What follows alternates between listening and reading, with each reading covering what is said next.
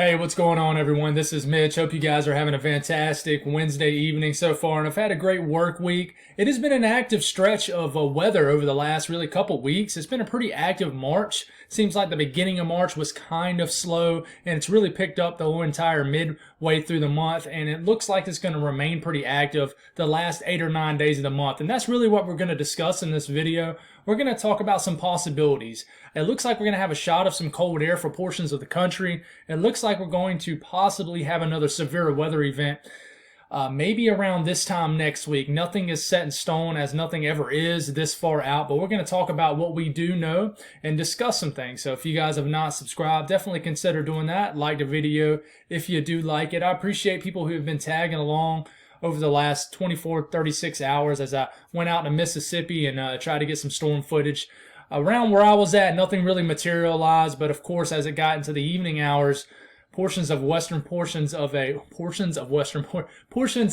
areas of New Orleans definitely got hit by a high-end tornado, and it caused a lot of damage. I haven't heard any reports of any deaths right now, so hopefully that will continue to be the case. But there was things definitely got much more active as the sun went down last night. So thoughts and prayers definitely go out to everybody affected with that. So I appreciate the folks that have donated to my chase over the last 24 hours. Really, I mean, I really just appreciate that. You know, it goes a long way. You are definitely helping me out with my passion, and definitely being a factor in helping me do what I love. So I really appreciate every single one of y'all, even the people who just tune in. Thank y'all. So let's get going here. There's some things to talk about. If you guys got anything I can pray about, please put it in the comments below.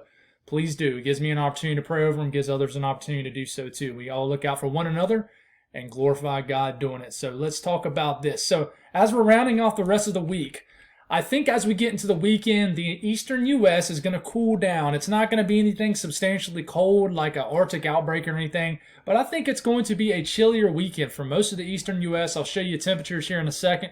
It's basically troughing sets up. It's not any kind of crazy trough or anything, but I tell you what, if you're in Kentucky, West Virginia, points north into the areas of the Ohio Valley, western portions of Pennsylvania, I think you guys could see a little bit of snow over the weekend. Some late March snow, some snow showers that moves through. Is basically a piece of energy kind of shoots through this region right here of the country. So I think it'll be cold enough for some wet snow to fall in these portions of the country. We'll talk a little bit more in depth with that here in a second as we get a little bit later in the video here. But it looks like you got ridging setting up over the west, so you're going to be warmer than average and troughing in the east. But this is a fleeting pattern, meaning it's changing very quickly. And as we get into early next week, it looks like some kind of weird boundary will set up in here, and I'll show you exactly what I mean as far as temperatures. It's going to trip you out. It's going to be a tight boundary setting up over the Ohio Valley, northern sections of the Mid-South, where one portion of the country right up here is going to be very cold, and then other portions of the South is going to be very warm. But look at this. As we're getting into midway next week, another cutoff low digs down to the southwest and will have a chance to eject itself across the Midwest and the Ohio Valley like the one is doing right now as we speak. As we mentioned before, when this happens, it has a chance to bring that rich moisture out the Gulf of Mexico. Dynamics set up in play, convective energy rises into the portions of the country. Thermodynamics gets set up, kinematics, a low-level jet sets up, and therefore, when you have this look, when you see the blue right here, which is basically troughing or a low pressure, and then the red, which is ridging, clashing against each other, you have the chance for a severe weather threat. So anytime you see me showing this right here, you've had the chance to see severe weather. As this moves through, severe weather will have a chance to move more eastward and get into more areas of the deep south, areas of the mid-south. We'll have to just see how this unfolds, but this is a look for severe weather for sure. And we'll look at the precipitation as far as what it shows compared to the heights of what we just showed. And moving forward here, we get this system on out the way, but look at this, a clipper kind of piece of energy, a late winter clipper moves through as we're in early spring now, not in winter anymore, but look at all this energy flying around. Well, this is for around Saturday morning this coming weekend, some snow flying around portions of Michigan, Indiana, Ohio, western areas of Pennsylvania. I think areas closer to the I-95 corridor would just be some cold rain, but this is snow falling, especially these higher elevations in West Virginia. I think could see a few inches of snow, even a little bit of a northwest flow in the mountains of Tennessee and North Carolina, maybe some snow flying around those higher elevations if you live up there in Virginia also. So this will be a pattern that sets up, and then what happens here is you have a trough-oriented kind of digging down here in the eastern U.S. So you see the red lines and you see the blue lines. Basically, you're going to have a gradient setting up here where you have the jet stream that's sagging down here. No real big-time pieces of energy is flying through here besides this one piece of energy that will move through the weekend. But you're going to have a tight gradient of temperatures that sets up right here. I'm about to show you that.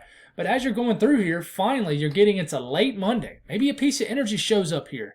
And as it does, you'll actually have warmer air in Missouri, Iowa, than you have maybe in Kentucky, West Virginia, maybe portions of North Carolina and Virginia. Therefore, some kind of weird storm sets up here. I'm not set in stone on this, but it shows it's very odd. And it's just because of the axis of where the trough is setting up from northwest to southeast. Therefore, you have some overrunning that occurs. And it shows a little bit of snow, a little bit of ice for Illinois, Indiana, portions of Ohio.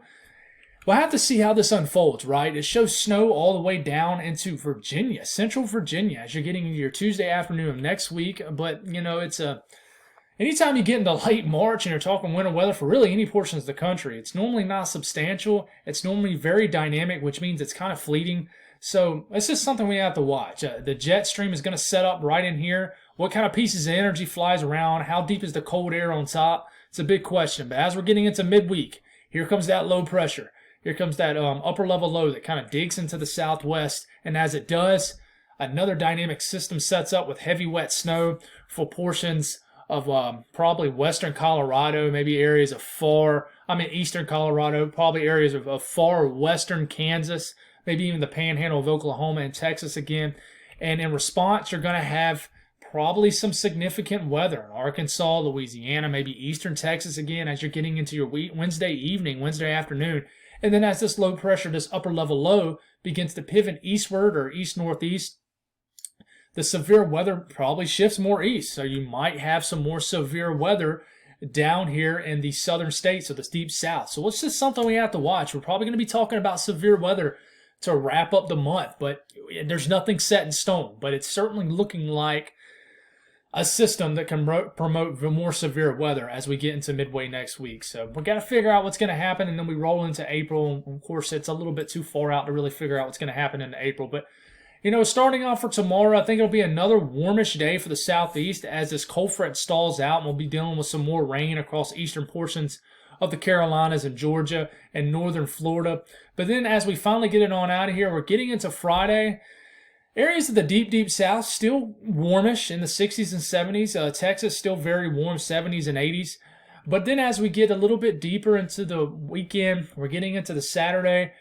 I mean, look, only 30s for highs in the Ohio Valley. 30s and 40s for highs in the Northeast. And then there's a boundary that begins to set up as we're getting into Sunday, where you have very warm air down here in Texas, the south central U.S., areas of the western deep south like Louisiana, Texas, but then you're getting into Tennessee, the Mid-South, the Ohio Valley, even the Mid-Atlantic, even northern sections of the Southeast. You're starting to cool down for your Sunday, so I think it'll be a more chillier weekend in general for the entire eastern U.S. unless you live areas much further south. And then you're getting into Monday of next week, and look at this. This is really funky looking, tight boundary sets up here, a little bit unrealistic, but I'll tell you what, most models show some kind of weird northwest to southeast oriented boundary where the jet stream sags in here and where you have moisture that kind of funnels up through here with this boundary with this jet stream that shoots here. But just south of it, very warm air, well into the 70s and the 80s down here in Arkansas, Louisiana, Mississippi, Alabama, Texas. But just to the northeast of this boundary into the Ohio Valley, you're locked into winter-type temperatures and just downright cold for the Northeast. This is going to be a cold air mass for the Northeast, another hard freeze. I'm talking about single digits for areas of the higher elevations, probably the last couple days of the month of March. So it's going to be interesting to see what happens here. And then we're getting into next Tuesday, and, you know, we're getting pretty far out, but you can tell. I mean, this is a big-time temperature gradient or setting up right here. And we're not going to know a whole lot about this until we get into the weekend. But this could be an interesting little setup, a very active way to end March. And then obviously a moist sector builds. So I want to show you this. This is the 500 millibar wind streams here. This is our next system digging down here. Look at this mid-level jet that starts to build across portions of Texas, the south central U.S. in response to this low pressure. Mid-level jet shooting winds out the southwest. A low-level jet likely bringing winds out the south almost like, nothing's identical. It's hard to compare one system to another, but it looks a lot like the system that we just dealt with that may happen again midway next week. Another severe weather event. The National Weather Service, as of right now, doesn't really have any highlighted risk past day 3. So they're just saying predictability too low at this point. So a little bit more confidence needs to come into play to try to figure this out. But this is going to be another significant system for next week. I really think it is. So we have to watch this. Dew points, stable air mass, but then we get into next week. Look at the moist air that begins to build as far north as Nebraska, Kansas. And then the moist air really builds. These are not temperatures. These are dew points. So dew points in the 60s start to become favorable for severe weather as far as the thermodynamic that you need here. And then you move forward here. The moist sector builds throughout the entire southeast and deep south. And we have to just watch out as we're getting into midway late next week what happens with the severe weather.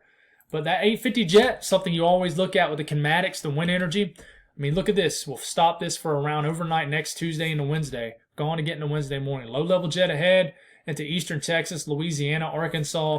So, look at this. We'll stop this this is for Thursday. This is for Wednesday afternoon next week.